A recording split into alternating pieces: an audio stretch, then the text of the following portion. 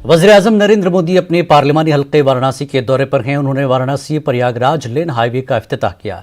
इफ्तिताही तकरीब के बाद आवाम से खिताब में पीएम मोदी ने कहा कि नए ज़राई क़वानीन से किसानों को नए मुतबादिल मिले हैं। किसी भी चीज़ से किसानों को रोका नहीं गया है। किसान अपने अनाज को मुल्क के किसी कोने में फरोख्त कर सकते हैं। विकल्प के माध्यम से किसानों को सशक्त करने का रास्ता अपनाया गया है। किसान हित में किए गए कृषि सुधार ऐसे ही विकल्प किसान को देते हैं।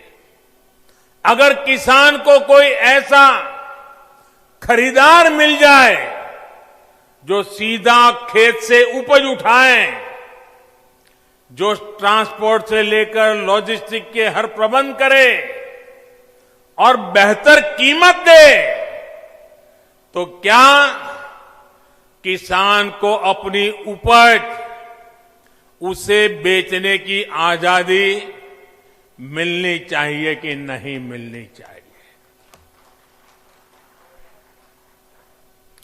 भारत के कृषि उत्पाद पूरी दुनिया में मशहूर है। क्या किसान की इस बड़े मार्केट और ज्यादा दाम तक किसान की पहुंच होनी चाहिए कि नहीं होनी चाहिए? पुंछ में एलओसी पर आज पाकिस्तानी जंगी तैयारा